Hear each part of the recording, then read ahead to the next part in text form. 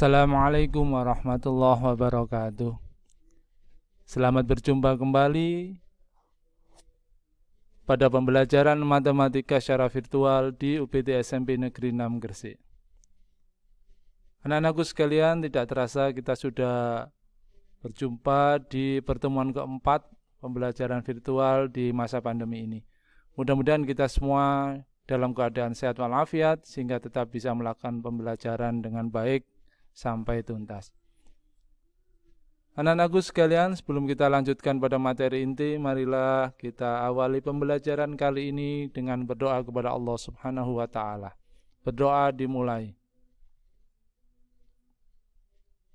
Selesai. Pada kesempatan kali ini anak-anakku sekalian, kita akan membahas materi tentang sistem koordinat kartesius. Diharapkan setelah melakukan pembelajaran kali ini, kalian memiliki pengalaman belajar yaitu mampu menggunakan koordinat kartesius untuk menentukan posisi titik terhadap sumbu X dan sumbu Y, posisi titik terhadap titik asal dan titik tertentu. Baiklah, kita mulai dengan bagaimana cara menentukan posisi titik terhadap sumbu X dan sumbu Y. Coba perhatikan titik-titik pada bidang koordinat kartesius berikut ini ya. Sudah ada di kelas 7 nggih, koordinat ini sumbu X, ini sumbu Y. Ini ada titik A. Kalau kita perhatikan bagaimana posisi titik A terhadap sumbu X dan sumbu Y. Nah, ternyata titik A ini berjarak 1, 2, 3, 4, berjarak 4 satuan dari sumbu Y. Dan berjarak 1, 2, 3 satuan dari sumbu X. Bisa kita tulis koordinat titik A adalah 4,3. Yang depan ini jarak terhadap sumbu Y, yang belakang jarak terhadap sumbu X ya. Lagi misalnya titik B, bagaimana posisi titik B terhadap sumbu koordinat? Titik B berjarak 1, 2, 3, 4, 5, 6, 7. 7 satuan dari sumbu Y dan 2 satuan dari sumbu X. Sehingga bisa kita tulis koordinat titik B adalah min 7,2. Kenapa min 7? Karena ada di sebelah kiri sumbu Y. Nanti kalau di sebelah bawah sumbu X, nilai jaraknya yang belakang juga bernilai negatif, gitu ya. Lanjut. Misalnya lagi ada titik Q, titik P dulu nggih, titik P. Bagaimana posisi titik P? Berjarak 1 satuan dari sumbu Y dan berjarak 1, 2, 3, 4, 5, 6 dari sumbu X. Ditulis koordinat titik P adalah min 1, min 6. Kenapa negatif? Karena berada di bawah sumbu X dan di sebelah kiri sumbu Y ya. Lagi misalnya ada titik Q. Bagaimana posisi titik Q terhadap sumbu X dan sumbu Y? Nah, ternyata titik Q ini berjarak 1, 2, 3, 4, 5, 6, 7, 8. Berjarak 8 satuan terhadap sumbu Y dan 1, 2, 3, 4, 5 dari sumbu X. Ditulis koordinat titik Q adalah 8, min 5. Yang belakang negatif 5 karena berada di bawah sumbu X ya. Ini ada catatan anak-anak, jika suatu titik misalnya titik Z memiliki koordinat Z A, B, itu berarti titik Z memiliki koordinat X A dan koordinat Y B. Jadi yang ini namanya koordinat X, ini koordinat Y. Jadi kalau titik Q ini berarti koordinat X-nya berapa? 8. Koordinat Y-nya berapa? Negatif 5. Begitu ya cara membacanya. Kemudian kita akan membahas tentang bagaimana atau pengertian dari kuadran. Nah, di dalam sistem koordinat dibagi menjadi 4 kuadran anak-anak ya, 4 daerah. Ini namanya kuadran 1. Koordinat X-nya positif, koordinat Y-nya positif juga. Kemudian kuadran 2 yang sebelah sini X-nya negatif, Y-nya positif. Kemudian kuadran 3 ini X-nya negatif, Y-nya positif. Dan yang terakhir kuadran 4 X-nya positif, Y-nya negatif. Itu pembagian tentang kuadran dalam sistem koordinat kartesius ya. Berikutnya kita akan membahas posisi titik terhadap titik asal anak-anak ya. Untuk menentukan posisi titik terhadap titik asal atau titik secara umum, maka perhatikan konsep dasar berikut ya. Jika melangkah ke kanan berarti bernilai positif. Awas, ke kanan positif, ke kiri negatif. Ke atas positif, ke bawah negatif. Ini yang harus dihafalkan supaya tidak bingung ya. Ke kanan positif, kiri negatif, atas positif, bawah negatif. Oke, baru kita praktekkan menentukan posisi titik terhadap titik asal O. Ini titik asal O ini ya, perpotongan koordinat ini 6 titik asal, biasanya ditulis O dengan koordinat 0,0. Nah, misalnya ada titik P. Bagaimana cara menentukan posisi titik P terhadap titik asal O? Nah, posisi titik P terhadap titik atau terhadap pusat koordinat atau titik asal, caranya begini ya, dihitung ya. Kalau posisinya dihitung terhadap pusat koordinat, maka menghitungnya dimulai dari pusat koordinat dari sini. Awas, perhatikan. Terhadap mana? Terhadap pusat koordinat, maka menghitungnya dimulai dari pusat koordinat. Perhatikan terhadapnya ya, kita hitung. Ke kanan dulu atau ke kiri dulu? 1, 2, 3, 4. Berarti 4 satuan ke kanan. Jadi nanti ke kanan ke kiri dulu. Terus 1, 2, 3, 4, 5, 6, 7. Berarti 7 satuan ke atas.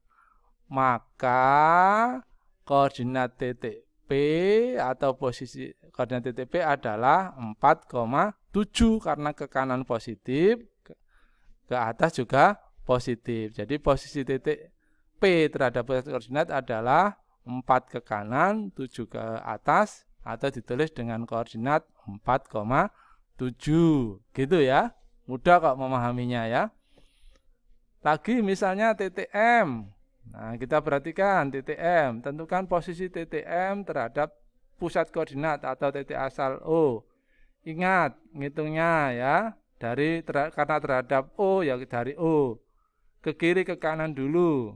Nah, posisinya dihitung 1, 2, 3, 4, 5, 6. 6 satuan ke kiri. Lanjut. 2 ke atas, ingat ke kiri negatif, kalau ke atas positif sehingga koordinatnya adalah negatif 6,2. Begitu ya cara menentukan posisi titik terhadap titik asal. Mudah kan? Ya, lanjut. Berikutnya ini yang agak sedikit rumit, posisi titik terhadap titik tertentu yaitu A, B.